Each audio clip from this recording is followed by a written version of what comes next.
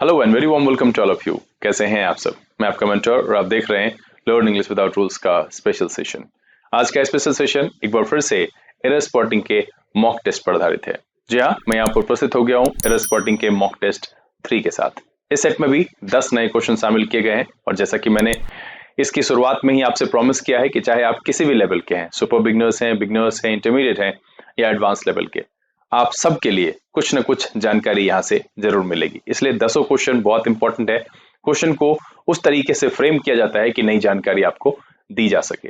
बस यहाँ पर मैं इतना ही कहूंगा कि आप अपना धैर्य नहीं खोएंगे। क्वेश्चन लेंदी हो, बड़ा हो, उससे कोई फर्क नहीं पड़ता है। अपनी सूझबूझ का उपयोग करते हुए आप इसे अटेम्प्ट कीजिए। आंसर गलत होने पर भी घबराइए नहीं, क्योंकि जानकारी आगे आपको मिलती है। अगर उसमें से कोई ऐसा नॉर्म्स लगता है कि आपकी जानकारी में नया है, उसको लिखना चाहिए, तो बिल्कुल लिखिए, उसको एक दो बार रिवीजन कीजिए, उसके साथ फ्रेंडली होइए, ताकि आगे आने वाले सवाल में आपको वो परेशान ना करे। बहुत सारे ऐसे बच्चे हैं जिनके लिए 20 सेकंड का समय चैलेंजिंग लगता है। मैंने पहले ही कहा है कि आपको वीडियो को पॉज कर लेना है। आप कंफर्टेबल होकर के क्वेश्चन को बनाइए, उसके नॉर्म्स को समझने की कोशिश कीजिए, लेकिन ध्यान रहे कि ये 20 सेकंड की समय सीमा जिस दिन आप हासिल कर लेंगे, आप एरर स्पॉटिंग का इंग्लिश में अच्छा कर पाएंगे, क्योंकि तब तक इंग्लिश की सूझबूझ आपकी अच्छी हो चुकी होगी। चलिए सेशन की शुरुआत करेंगे। नोटबुक और पेन लेकर के तैयार हो जाइए। देखते हैं कि आज के इस मॉक टेस्ट 3 में कौन कौन सी नई जानकारी आपको मिलने वाली है। चलिए देखा जाए।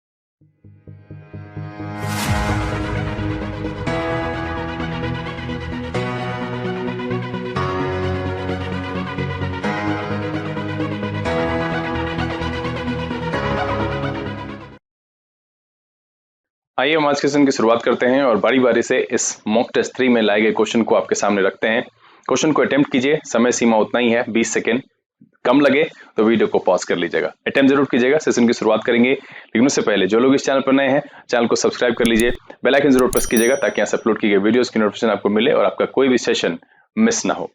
हालांकि मैंने पहले ही कहा है कि हर एक बच्चे के लिए यहाँ कुछ ना कुछ जानकारी है, इसलिए वीडियो पर शुरू से अंत तक जरूर बने रहिए, भगा भगा करके नहीं देखिएगा। आज के सेशन में जो पहला सवाल लिया गया है वो आपके सामने आ चुका है और हम समय की व्यवस्था कर दें आपके लिए, और आपका समय शुरू होता है अब।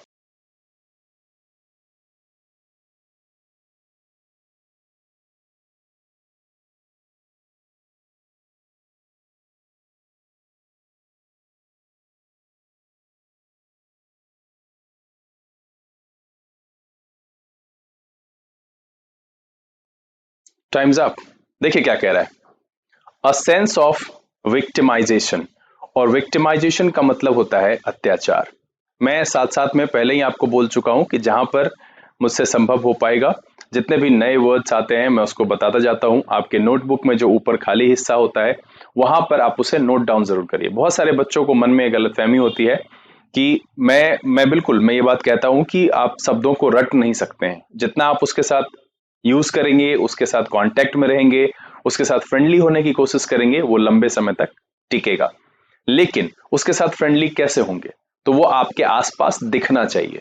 इसीलिए मैं कहता हूं कि आप नोट डाउन कर लीजिए। अगर कोई नया शब्द आता है उसको आप किसी खाली जगह पर नोट डाउन कीजिए, उस नोटबुक में कीजिए जिसमें आप बार बार जाते हैं सवाल बनाने के लिए, रीजनिंग के, मैथमेटिक्स के। तो वो जब अनायास नजर पड़ेगा ना, तो बार बार जब उसको देखेंगे तो वो याद रह जाएगा। अब has accompanied both sides with justification and legitimization of violence, there is doubt। अब देखिए यहां पर डाउट, और ये कैसा सेंटेंस है? There is doubt. ये सेंटेंस है एफर्मेटिव, है ना? There is doubt on that there can be a partner to deliver peace, but how can we get out of this cycle of violence, and how can the two sides reverse direction and start looking towards the future? ठीक, ये पूरा paragraph आपको यहां पर दिख गया। Normal जब आप सोचेंगे नॉर्मली, तो इसमें कहीं से भी कोई गड़बड़ी नहीं दिखती है, ग्रामेटिकली ठीक लगता है। लेकिन एक ग्रामेटिकल नॉर्म्स है, और मुझे लगता है कि अधिकांश बच्चों को इसकी जानकारी नहीं होगी। आप मुझे नीचे कमेंट में लिख करके बताइएगा कि क्या आपके लिए नया था। वो सारे बच्चे, मैं सबको कहता हूं, वैसे इन दिनों आप लोग बट सावित्री का त्योहार मना रहे थे, छुट्टी पर थे, मुझे नहीं पता। किसी वजह से, और ये मुझे चैनल के स्टैटिस्टिक्स से पता चलता है। रही बात कि मैं कहाँ पर छुट्टी पर था, तो निकम्मेपन में बैठना भी बहुत मुश्किल होता है। कुछ परेशानी रही है जिस वजह से मैं वीडियो शूट नहीं कर पा रहा था। अब वो घर में होने की वजह से ज़्यादा असर करता है। स्टूडियो होता तो वहाँ पर चीज़ों की उपलब्धता है, कभी कभी फेवरेबल नहीं रहता है कंडीशन, इस वजह से वीडियोस लगातार नहीं आ पा रहे हैं। बट हाँ, सरकार की तरफ से हिंट मिली है कि जुलाई के पहले सप्ताह से कोचिंग, स्कूल्स, कॉलेजेस खुलेंगे। होप फॉर द बेस्ट, उम्मीद तो यही है कि ऐसा हो, ताकि आप भी पढ़ सकें, आपकी पढ़ाई को सुचारू रख सके। वैसे आपके लिए जरूरी है कि आपको घर से भी पढ़ते रहना चाहिए। चलिए, इस जानकारी को जो मैं यहाँ पर आपको बताने जा रहा हूँ, आप इसको मुझे लिख करके नीचे जरूर बताइएगा कि ये क्या है, क्या आपको पता है। देखिए, सबसे पहले जो सवाल में एक शब्द आया जिस पर मैंने आपको रोका था, वो है डाउट। अब देखिए, डाउट और डाउटफुल, ये एडजेक्टिव की तरह इस्तेमाल होता है, ठीक है, और ये वर्ब या नाउन की तरह, ठीक है, वर्ब या नाउन की तरह। अब देखिए, इसके सेंटेंस में होने पर दो कंडीशन है, ठीक, जिसमें मैं पहला अभी आपको बता देता हूं।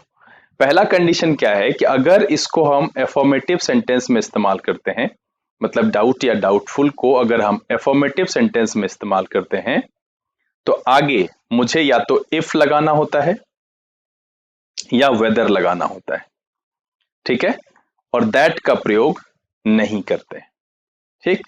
जैसे एग्जाम्पल के तौर पर अगर लें तो आप कह सकते हैं, I doubt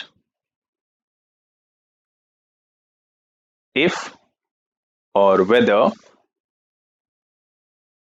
she will help you, she will help you. या फिर डाउटफुल के साथ लें तो आप कह सकते हैं, it is doubtful, it is doubtful if और वेदर ही विल इनवाइट अस। यहां गड़बड़ हो गया, इनवाइट अस। देखिए, तो यहां पर जो पहली कंडीशन आई डाउट और डाउटफुल के साथ, ये मुझे नहीं लगता है कि आप सब में से अधिकांश को पता होगा, और अगर पता है तो अच्छी बात है कि डाउट और डाउटफुल का प्रयोग हम कहां करते हैं। अगर इसका प्रयोग एफर्मेटिव सेंटेंस में हुआ है तो ध्यान रखना है कि इसके साथ इफ और वेदर का प्रयोग करना है, दैट का प्रयोग नहीं होगा।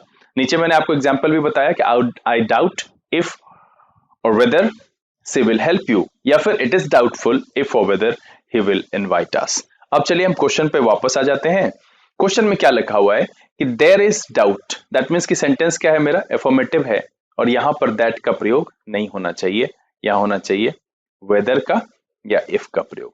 तो यहां पर अब आंसर मुझे दिख रहा है। ऐसे नॉर्मली अगर आप देखें तो a sense of victimisation has accompanied with both sides with a justification and legitimization of violence.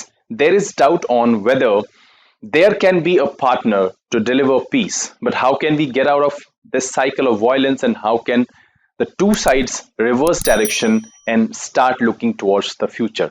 देखिए, क्वेश्चन कठिन रखता हूं मैं जानबूझ करके, क्योंकि इस माध्यम से मैं आपको नॉर्म्स की जानकारी दे सकूं। अगर इस तरह के सवाल कई बार पूछा गया है, ऐसा भी नहीं है कि मैं कुछ नई चीजें यहाँ पर आपको सिखाने की कोशिश कर रहा हूं। मैंने यहाँ पर जो समझाने की कोशिश की वो ध्यान रखिएगा। डाउट और डाउटफुल, डाउट का प्रयोग हम करते हैं नाउन और वर्ब की तरह, और डाउटफुल का प्रयोग होता है एडजेक्टिव की तरह। जब ये दोनों एफर्मेटिव सेंटेंस में इस्तेमाल होते हैं तो हम इफ और वेदर का प्रयोग करते हैं, जैसा कि मैंने आपको अभी यहां पर समझाने की कोशिश की है। ये ध्यान रखना है कि डाउट और डाउटफुल, देखिए दोनों के लिए मैंने आपको एग्जाम्पल भी स्पेसिफाइड किया है कि देखिए यहां पर डाउट है और यहां पर मैंने डाउटफुल का यूज किया। यहां देखिए इफ और वेदर यूज हुआ है, यहां भी इफ और वेदर इस्तेमाल हुआ है। अगर आप दैट का प्रयोग कर देंगे गलत हो जाएगा, और उसी आधार पर यह सवाल मेरा है, और यहां पर गलती मुझे दिख गई है, और इसीलिए इसका जो आंसर हो जाएगा वो हो जाएगा सी। इसमें क्या करेंगे, डाउट वाला कंडीशन फॉलो नहीं हो रहा है। डाउट का प्रयोग, डाउटफुल का प्रयोग अगर अफर्मेटिव में करते हैं तो इफ या वेदर लगाना होता है। चलिए अगला सवाल लेंगे, और आपका समय शुरू होता है। आप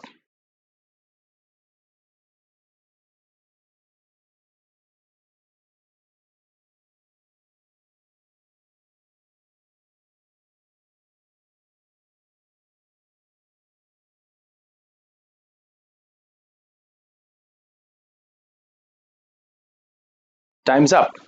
देखिए क्या कह रहा है, यहां पर कह रहा है कि the results have been encouraging.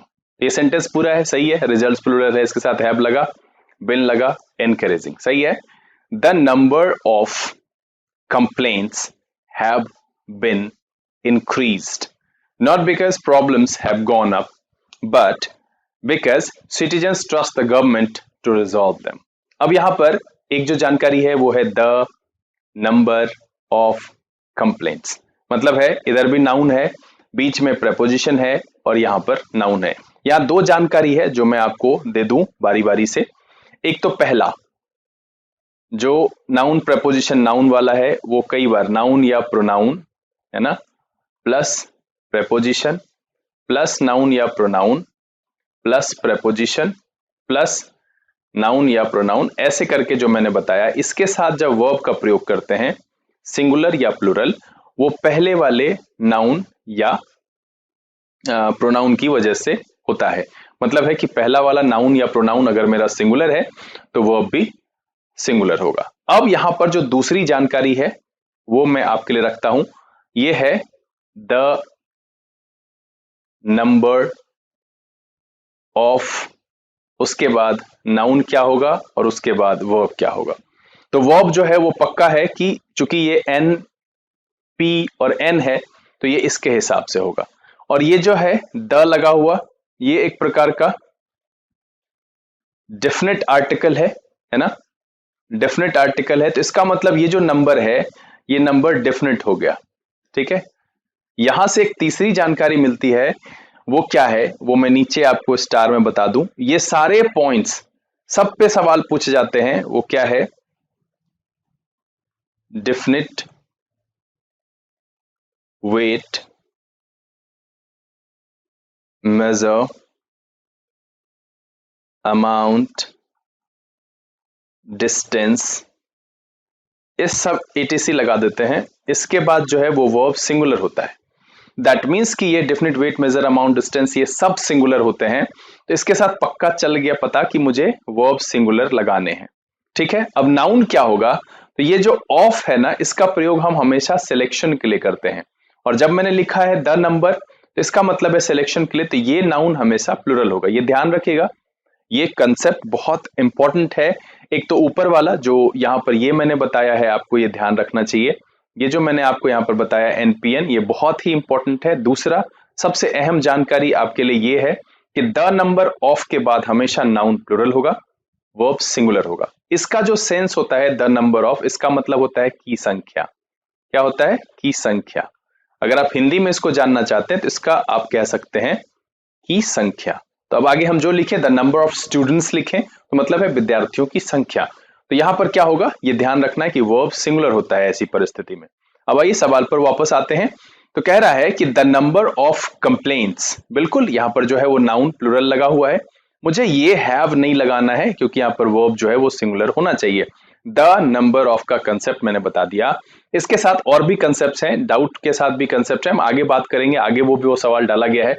बहुत सारे बच्चे, मुझे नहीं पता वो मुझे धोखा देने की कोशिश कर रहे हैं या खुद को धोखा दे रहे हैं, हो सकता है कि सही भी हो, लेकिन बहुत सारे बच्चों के मार्क्स ऐसे हैं जो अनबिलीवेबल होता है। और अगर आप इस लेवल पर हैं तो बिल्कुल आपका रिजल्ट होना चाहिए, और रिजल्ट अगर नहीं हो रहा है तो कहीं ना कहीं गड़बड़ी है। मैं आपको बस इतना ही कहूंगा कि आप वीडियो को भगा करके या फिर सिर्फ आंसर देख करके एक्सप्लेनेशन में कि सर तो ऐसे ही बकवास करते हैं, तो भाई ये बकवास आपके लिए हो सकता है, बट मैं इसको जानकारी के तौर पर आपके सामने रखता हूं, और मैं ये समझता हूं कि जितने अच्छे से मैं इसको समझाने में सफल हो पाऊंगा उतनी आसानी से आप सवाल का जवाब दे पाएंगे और उतनी आसानी से आपको जॉब होगा, आपका रिजल्ट होगा। तो सिंपल सी बात है कि आपको फोकस्ड होना चाहिए और हर एक सवाल के एक्सप्लेनेशन को ढंग से सुनकर समझकर नोट डाउन करने लायक है तो नोट डाउन करना चाहिए। और नए बच्चे, आप अगर यहाँ पर नए हैं, आपने सब्सक्राइब नहीं किया है तो प्लीज चैनल को सब्सक्राइब कर दीजिए, बेल आइकन प्रेस कीजिएगा, नोटिफिकेशन को ऑल पे रखिएगा, वीडियो को लाइक कर दीजिए, ज्यादा से ज्यादा शेयर कर दीजिए। और आप इससे पहले 2 और एपिसोड्स इसके आए हैं, उसको भी देख सकते हैं, आपके लिए बहुत सारी चीजें यहाँ पर है, आप उन सारे वीडियोस को देखिए। अगर आपको लगता है कि कुछ आपको और चाहिए, कुछ आप ऐड करवाना चाहते हैं तो नीचे कमेंट में लिख करके मुझे सूचित जरूर कीजिएगा। तो यहाँ पर देखिए सीधा सीधा कंसेप्ट क्या है कि द नंबर ऑफ, मैं यहाँ पर भी लिख दूं आपको आपके लिए, the number of plus. Noun plural होगा और इसके साथ वर्ब सिंगुलर होगा, इसका मतलब होता है की संख्या। तो यहां पर जो है द नंबर ऑफ कंप्लेंट्स कहने का मतलब है शिकायतों की संख्या, हैज बीन होना चाहिए, और इसीलिए इस सवाल का जो जवाब है वो भी आपका हो गया ए बी। बी हुआ, सी नहीं। इसका जो आंसर हो गया बी। चलिए अगला सवाल लेंगे और आपका समय शुरू होता है अब।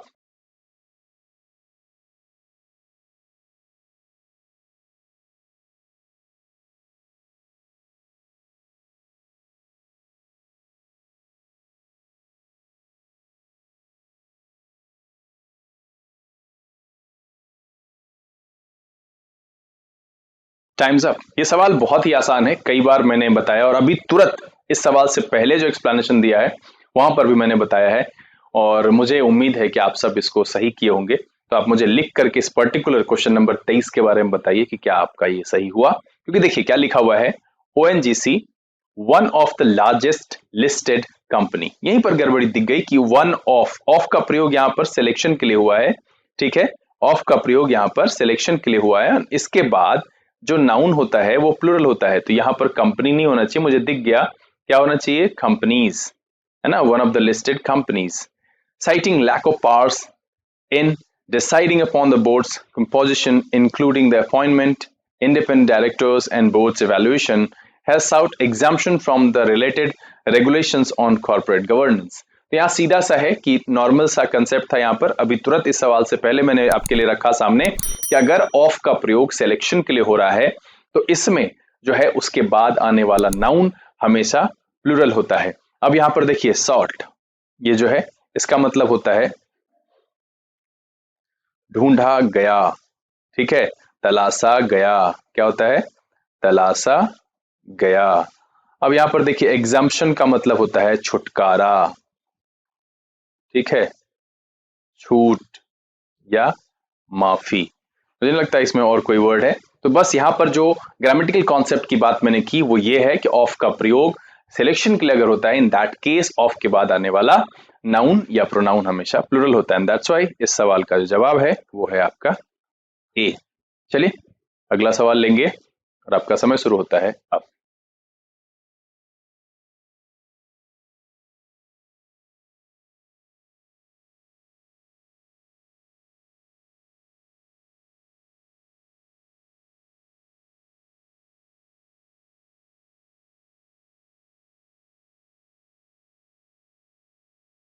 Time's up.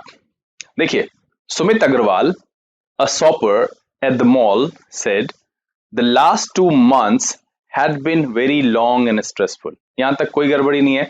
Staying at home and constantly receiving terrible news had become much to bear. अब देखिए ये जो कॉम्बिनेशन है ना, इसकी जानकारी मुझे नहीं लगता है कि आप सबके पास होगी। आपने ये सुना होगा कि टू मच होता है, मच टू। मैं जिस जानकारी की बात कहता हूं वो डिटेल्ड ग्रामेटिकल नॉलेज की बात है, और बिल्कुल वो होनी चाहिए आपके पास। अगर वो नहीं है तो कहीं ना कहीं फिर आप अधूरे हैं, आप सिर्फ बोल लेते हैं, लिख लेते हैं। That's why this is the reason कि आप एरर स्पॉटिंग, सेंटेंस इंप्रूवमेंट में बहुत ज्यादा परेशानी महसूस करते हैं। एग्जामिनेशन पॉइंट ऑफ व्यू से आपकी अच्छी खासी अंग्रेजी जो है वो बेकार लगती है। नॉर्मली एग्जाम के बाहर आप अच्छा लिख सकते हैं, बोल सकते हैं, बोल पाते हैं। लिख सकते क्या, मैं कहता हूं कि बहुत सारे ऐसे बच्चों से मुलाकात हुई है जो अच्छा बोलते हैं, अच्छा लिखते हैं, अच्छी नॉवेल्स पढ़ते हैं, समझते हैं, लेकिन जब एग्जामिनेशन पॉइंट ऑफ व्यू से क्वेश्चंस देखते हैं तो वहां पर उनकी बुद्धि जो है वो बहुत आश्चर्यचकित होती है, यार ये कौन सी अंग्रेजी है। तो भाई आपने सिर्फ उसे बोलना, लिखना और पढ़ना सीखा है, ग्रामेटिकल नॉर्म्स की जानकारी नहीं है, वो मैं आपको यहाँ पर परोसने की कोशिश कर रहा हूँ। चलिए इसमें क्या जानकारी है वो मैं आपके लिए यहाँ पर इसी पेज में बता देता हूँ, साइड में यहाँ। और मैं इसे हटा इसलिए नहीं रहा हूं क्योंकि मुझे और जानकारी इसमें आपके लिए अभी रखनी है।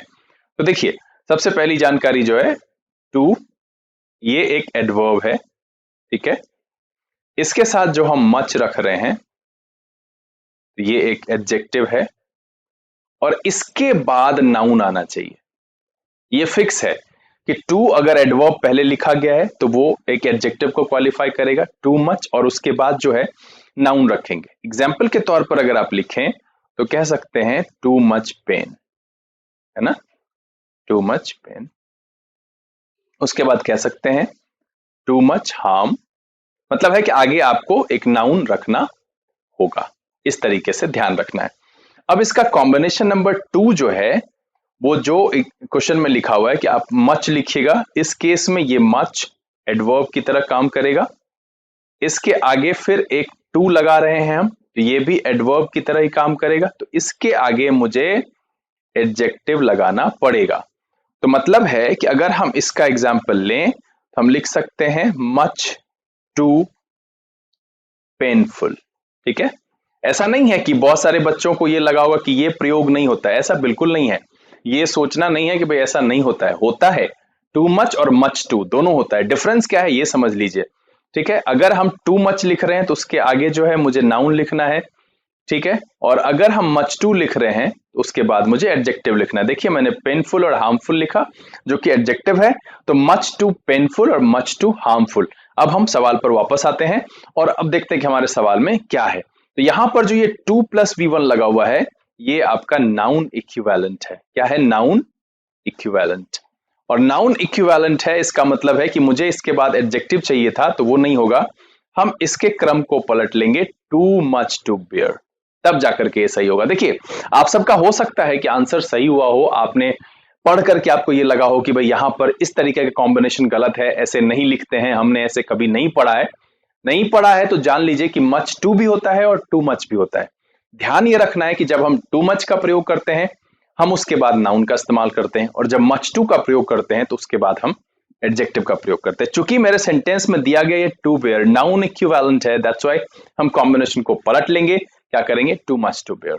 और इसीलिए इस सवाल का जो जवाब हो जाएगा, इसका जो आंसर हो जाएगा वो हो जाएगा सी। बड़ा ही आसान सा है, कॉन्सेप्ट समझिए तो सवाल आसान हो जाता है। और नेक्स्ट टाइम अगर इस तरह का सवाल आपको पूछा जाएगा तो मुझे नहीं लगता है कि आपको परेशानी होनी चाहिए। चलिए अगला सवाल लेंगे और आपका समय शुरू होता है अब।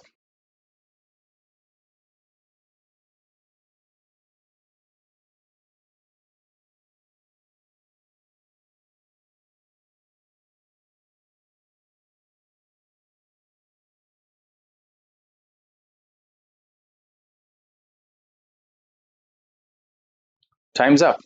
अब ये सवाल जो है ना, ये ग्रामेटिकल नॉर्म्स पर कहीं से भी आधारित नहीं है। ठीक है, ग्रामेटिकल नॉर्म्स की चर्चा यहां पर होगी, बट अगर आप न्यूज़पेपर पढ़ते हैं, सूझबूझ आपकी जाग चुकी है, तो बिल्कुल इस सवाल का जवाब सही आप मार्क किए होंगे। देखते हैं, कह रहा है कि अ 3 जज bench headed by justice R Banumathi comprises justice Ashok Bhushan and AS Bopanna. अब देखिए कंप्राइज करने का मतलब है समावेश होना। ठीक है, समावेश करना, समावेश करने का मतलब है सम्मिलित करने के सेंस में। अब यहां पर देखिए कि ये जो कंप्राइजेज है ना, ये V5 है, और V5 होने का मतलब है ये स्टैटिक नेचर को दिखाएगा। क्या दिखाएगा? स्टैटिक नेचर को दिखाएगा। अब अगर हम इसको लिखते हैं तो सेंस क्या हो जाएगा, बाकी हम आगे फिर बाद में पढ़ेंगे। Set the pendency of the appeal filed by the centre and the Delhi government before it would not be an impediment for the trial court in issuing fresh state of execution of the convicts। तो यहां पर हम आगे वाले जो words आ रहे हैं, जैसे कि यहां पर impediment आ रहा है, हम इसकी आपको मीनिंग बताते हैं। यहाँ पेंडेंसी आ रहा है, पेंडेंसी का मतलब होता है और निर्णय। चलिए मीनिंग ही पहले हम बता दें। ठीक है, इम्पेडिमेंट का मतलब होता है बाधा अड़चन से। ठीक है, बाधा अड़चन या बाधा डालना कह सकते हैं, विघ्न कह सकते हैं। ठीक है, और एग्जीक्यूशन का मतलब होता है संपादन या मूर्त रूप देना। एम्बॉडीमेंट जिसको कहते हैं, संपादन करना या मूर्त रूप देना, मूर्त रूप देना।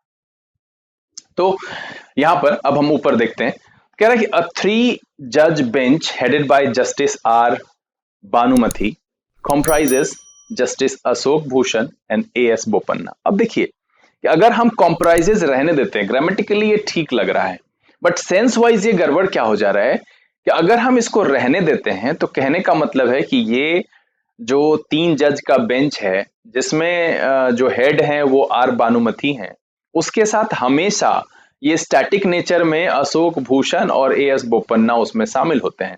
ऐसा बिल्कुल नहीं होता है। जब वो बेंच बनाया जाता है तो उसमें चुनाव किया जाता है कि भाई किस किस कौन कौन किस विषय के एक्सपर्ट हैं और कौन बेहतर निर्णय कर सकते हैं, तो उसके आधार पर बेंच गठित की जाती है। तो यहाँ पर ये बिल्कुल अगर हम कॉम्प्राइजेस लिख देते हैं तो इसका मतलब है कि वो स्टैटिक हो गया कि भैया ये तीनों एक ही साथ बेंच में हमेशा होते हैं और स्टैटिक नेचर को दर्शाएगा। इससे बेहतर है कि इस समय वो शामिल किए जा रहे हैं, इसीलिए जो है यहाँ पर कॉम्प्राइजिंग होना चाहिए। ठीक है, कॉम्प्राइजेस नहीं होता है यहाँ पर, इस तरीके से होता है। हम इस तरीके से यहाँ लिख दें तो इसका मतलब समझिए सेंस वाइज। बहुत सारे बच्चों को हो सकता है हौच पौच हो जाए कि भाई आखिर क्यों हटाए इसको, ग्रामेटिकली तो करेक्ट लग रहा है। बिल्कुल ग्रामेटिकली ये करेक्ट लग रहा है, लेकिन कह रहा है कि Justice R Bhanumathi comprises Justice Ashok Bhushan and AS Bopanna. मतलब यह है कि ये जो हेड कर रहे हैं उनके साथ ये दोनों हमेशा होते हैं, ऐसा बिल्कुल नहीं है। इस बार वो हैं, इस पर निर्णय देने के लिए हैं, तो यहां पर कंप्राइजिंग ज्यादा उचित है सेंस वाइज, और इसीलिए इस सवाल का जो जवाब है, इसका जो आंसर हो जाएगा वो हो जाएगा ए। ध्यान रखिएगा इसमें विशेष करके, ठीक है, V5 की जानकारी है और यहां पर हम कब आईएनजी वाले लगाते हैं। तो चूंकि इस बार की जो ये घटना है, इस बार ये शामिल हो रहे हैं, शामिल किए गए हैं, तो इसीलिए हमने कंप्राइजेस को हटा करके कंप्राइजिंग किया। कंप्राइजेस देने से ये हो जाएगा कि हमेशा ये तीनों ही एक साथ होते हैं इस बेंच में, जो कि हेड किए जाते हैं आर भानुमति के द्वारा, जो कि ऐसा बिल्कुल नहीं है। ये बेंच का गठन, इसका निर्णय जो उसके लिए उत्तरदायित्व रखती है, जो रिस्पॉन्सिबल है, वो करते हैं। और चुनाव भी जो है वो रैंडम होता है, जरूरी नहीं है कि वो उसमें हमेशा हर बार शामिल हो ही, हर बेंच जो गठित की जाती है उसमें ऐसा हो। तो इसीलिए वहां कंप्राइजेस मीनिंग के लिए सुटेबल नहीं है, और इसलिए सवाल का जवाब है वो है ए। चलिए अगला सवाल लेंगे और आपका समय शुरू होता है अब।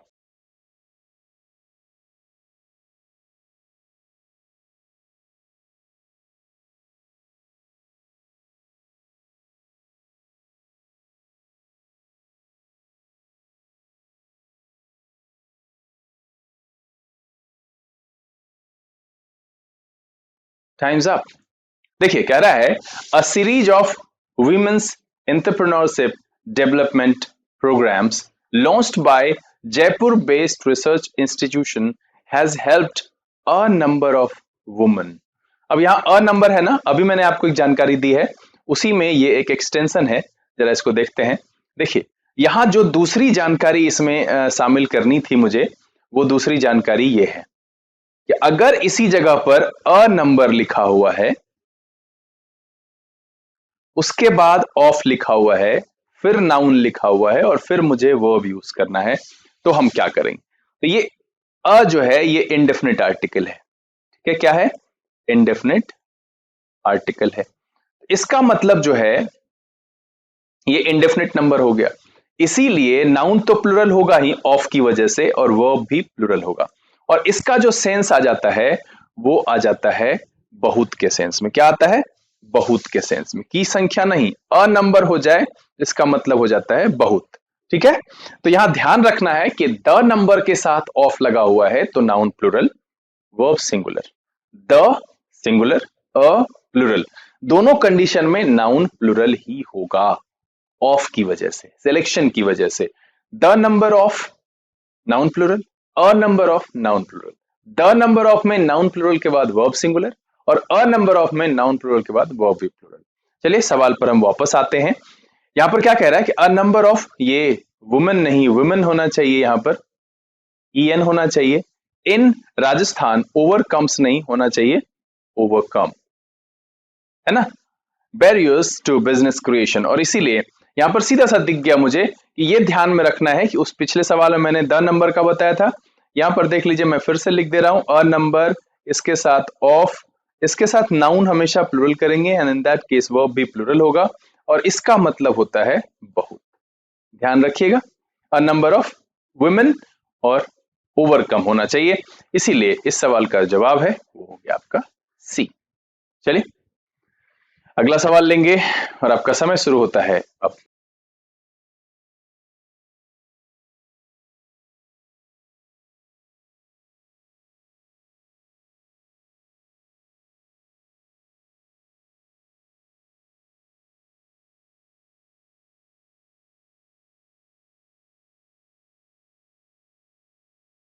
Time's up.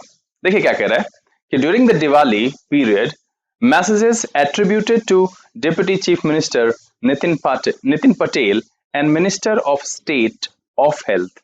देखिए ये यहां पर ये गड़बड़ है, ये प्रपोजिशन है minister of state for health, यहां पर जो है ना उसके लिए वो रिस्पॉन्सिबल है, ऑफ का प्रयोग यहां पर गड़बड़ है, ये पोजीशन को दर्शाता है, यहां पर ये नहीं, मिनिस्टर जो है उसके लिए है, minister of state for health, ये ऑफ प्रपोजिशन का उपयोग यहां पर गलत है। तो क्या हो जाएगा, during the Diwali period messages attributed to deputy chief minister Nitin Patel and minister of state for health Kumar Kanani began to circulate suggesting various kinds of lockdowns that could be coming in the state, especially in cities like Ahmedabad and Surat that have witnessed a surge in cases.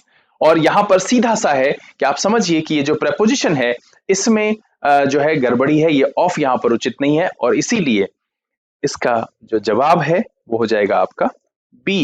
यहाँ पर देखिए ये एक समझदारी है जो कि newspaper पढ़ते पढ़ते उस पर आप गौर करते करते ये आप समझने लगेंगे कि भाई किस जगह पर क्या इस्तेमाल होगा। मिनिस्टर ऑफ स्टेट ठीक है, फॉर हेल्थ किस चीज के लिए है वो वहां पर ध्यान रखना है, वो ऑफ हेल्थ लिखना सही नहीं है वहां पर, तो इसीलिए ऑफ को रिमूव करेंगे और फॉर का प्रयोग करेंगे। चलिए अगला सवाल लेंगे और आपका समय शुरू होता है अब।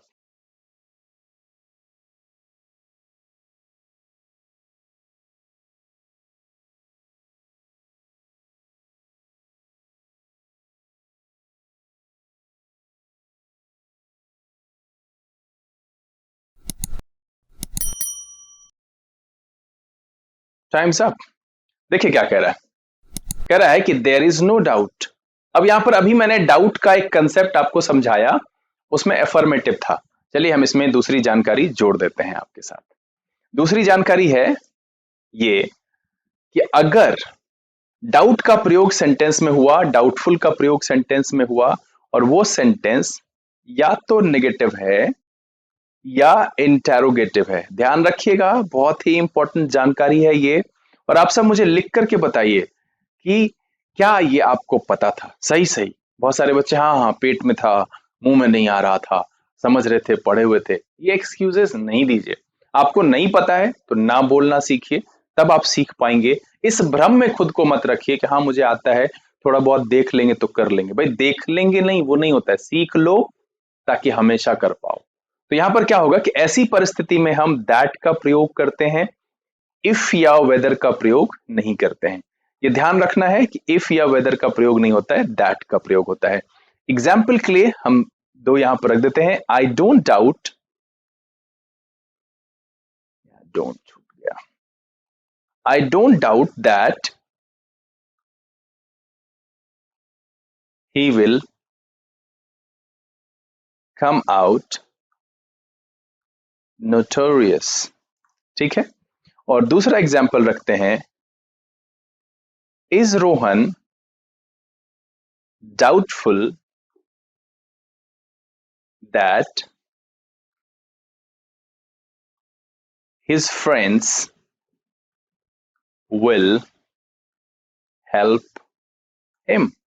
तो देखिए यहां पर ये ध्यान रखना है कि एक मैंने इंटेरोगेटिव और एक नेगेटिव का दिया है। ध्यान क्या रखना है कि डाउट और डाउटफुल का प्रयोग अगर सेंटेंस में होता है तो डाउट जो है वो नाउन और वर्ब की तरह इस्तेमाल किया जाता है एंड डाउटफुल एडजेक्टिव की तरह इस्तेमाल किया जाता है। ठीक है, अब यहां पर है कि अगर ये दोनों एफर्मेटिव सेंटेंस में आ रहा है, in that case you have to use if और whether. In the case of negative and interrogative sentences, you have to use that। और ये दोनों उल्टा लागू नहीं होगा, एफर्मेटिव में that नहीं करेंगे, नेगेटिव एंड इंटेरोगेटिव में if और whether नहीं करेंगे। चलिए सवाल पर वापस आते हैं। सवाल में क्या कह रहा है कि no doubt in anybody's mind if, यहाँ पर ये प्रयोग नहीं होना चाहिए, क्या होना चाहिए, that का प्रयोग होना चाहिए। सीधा सा है, कॉन्सेप्ट पता है क्या करना है क्या नहीं करना है, मीनिंग वाइज देख लो कॉन्सेप्ट कहां से क्रिएट होता है, वो मीनिंग वाइज देखो। यहाँ सिंपल सा है कि आई डाउट इफ और weather C will help you, कि मुझे संदेह है अगर वो आपकी मदद करेगी या नहीं। ठीक है, चाहे वो आपकी मदद करेगी या नहीं करेगी, इसमें मुझे संदेह है। और कहता है कि मुझे संदेह नहीं है कि, कंफर्मेशन है, इसलिए दैट लगा है। जहां कंफर्मेशन नहीं है वहां इफ और वेदर लगा है। कॉन्सेप्ट सूझबूझ सेंटेंस के सेंस पर ही निर्भर करता है, तो वो आपको समझना चाहिए। तो यहां पर सीधा सा है कि there is no doubt in anybody's mind that the clash between Israel and Palestinians is a clash between two versions of the same lived experience. There are no good guys and bad guys in this conflict, as most people living outside this region tend to perceive it. और इसीलिए यहां पर if हटा करके that का प्रयोग करेंगे, क्योंकि डाउट का प्रयोग यहां पर नेगेटिव सेंस में हुआ है। चलिए, इसका जो आंसर हो गया वो हो गया ए। अगला सवाल लेंगे और आपका समय शुरू होता है अब।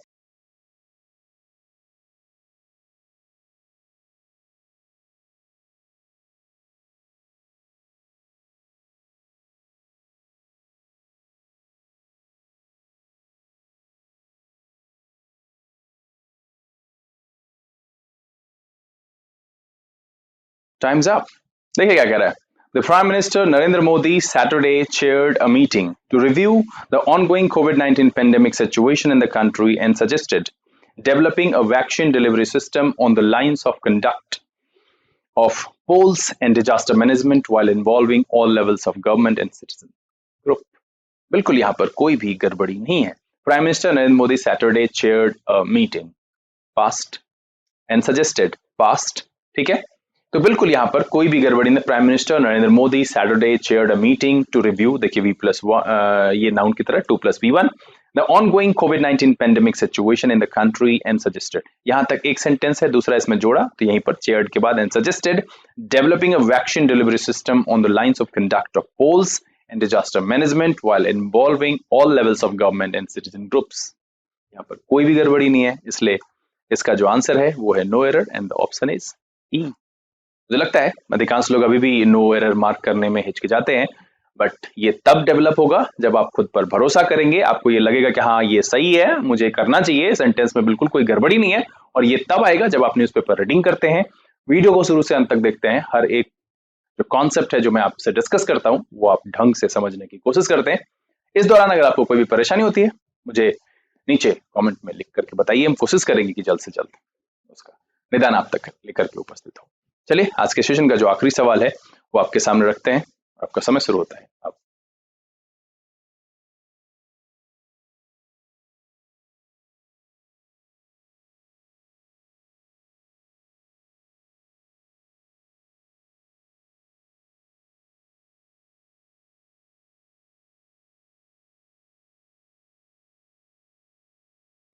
Time's up.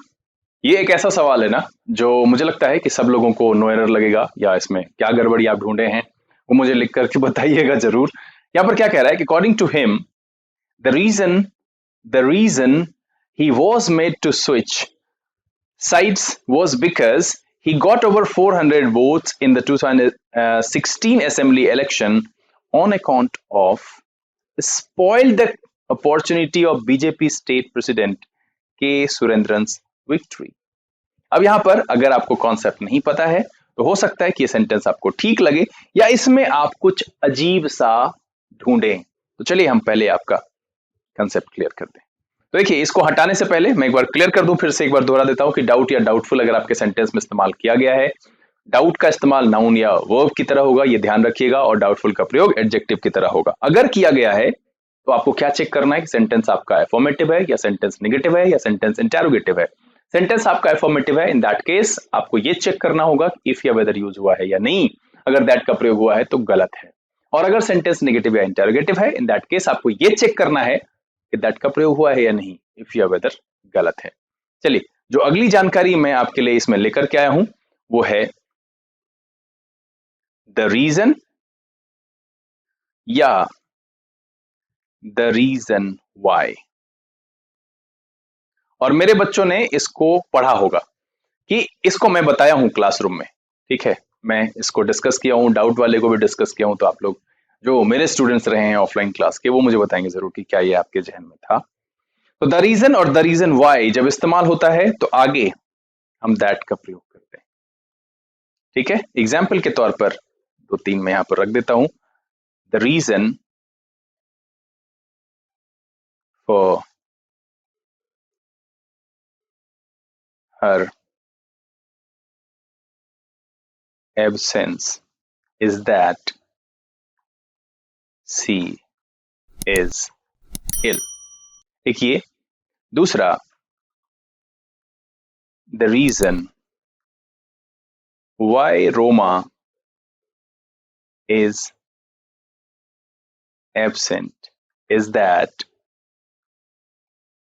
she has fallen ill. आपको इसमें जो देखने वाली जानकारी है, जो आपको समझना होगा, ध्यान में रखना होगा कि द रीजन और द रीजन वाई अगर ये इस्तेमाल होता है तो आगे दैट का प्रयोग होना चाहिए। चलिए सवाल पर वापस आएंगे। यहां कह रहा है द रीजन और आगे क्या लिखा हुआ है, ऑन अकाउंट ऑफ। इसको हटा दीजिए, यहां पर दैट लगा दीजिए। ठीक है, according to him the reason he was made to switch sides was because he got over 400 votes in the 2016 assembly election that spoiled the opportunity of BJP state presidents के सुरेंद्र। तब जाकर के बिल्कुल सही हो जाएगा और इसीलिए इस सवाल का जो जवाब है वो है आपका सी। ध्यान क्या रखना है कि द रीजन और द रीजन वाई ये जब आता है तो आगे दैट का प्रयोग करते हैं। उम्मीद करता हूं कि आज के सेशन में बहुत सारी जानकारी मैं आपके ज्ञान के भंडार में जोड़ पाया। ये वीडियो काफी मजेदार लगा और ये सेशन इतना लंबा हो गया और कैसे ये समय बीत गया आपको पता नहीं चला। ये वीडियो बहुत ही पसंद आया होगा। अगर ये वीडियो आपको अच्छा लगा आप इसे लाइक कर दें। अगर आपने चैनल सब्सक्राइब नहीं किया है प्लीज सब्सक्राइब कर लीजिए। बेल आइकन जरूर प्रेस कीजिएगा ताकि यहाँ से अपलोड की गई वीडियोस की नोटिफिकेशन आपको मिले और आपका कोई भी सेशन मिस ना हो। जो लोग यहाँ पर पहले जुड़े हुए हैं वो इसे ज्यादा से ज्यादा सोशल नेटवर्किंग साइट पर शेयर करें। पढ़ें पढ़ाएं, खुश रहें, मस्त रहें। जाते जाते मैं इतनी सी बात जरूर कहूंगा कि भाई ज्यादा मन भटकाने की जरूरत नहीं है। दुनिया की सबसे बड़ी सच्चाई है कि ज्ञान अंतिम समय तक आपके साथ रहेगा। आप किसी भी परिस्थिति में रहेंगे ये आपकी मदद जरूर करेगा। इसीलिए ज्ञान का साथ छोड़िए नहीं, पढ़ते रहिए, प्रयास करते रहिए। इस प्रयास के दौरान जो मैं आपके सामने रख रहा हूं, बता रहा हूं, समझा रहा हूं, इसमें कोई भी परेशानी है, कुछ पूछना है, कुछ भी एक्सप्लेनेशन के दौरान अजीब लगा, वो सब मुझे आप कमेंट में लिख करके बताइए, अपने अंक मुझे बताइए। तब मैं कोशिश करूंगा कि जो आपकी समस्या है जल्द से जल्द आसान शब्दों में उसका निदान लेकर के आपके सामने उपस्थित हूं। समय यहां से विदा लेने का, लेकिन उससे पहले आप घर में रहिए, अपना और अपने परिवारजनों का ख्याल रखिए, पढ़ते जरूर रहिएगा। लर्न इंग्लिश विदाउट रूल्स के सेशन से this BK Singh signing off. Keep reading, keep practising. Thank you, God bless you.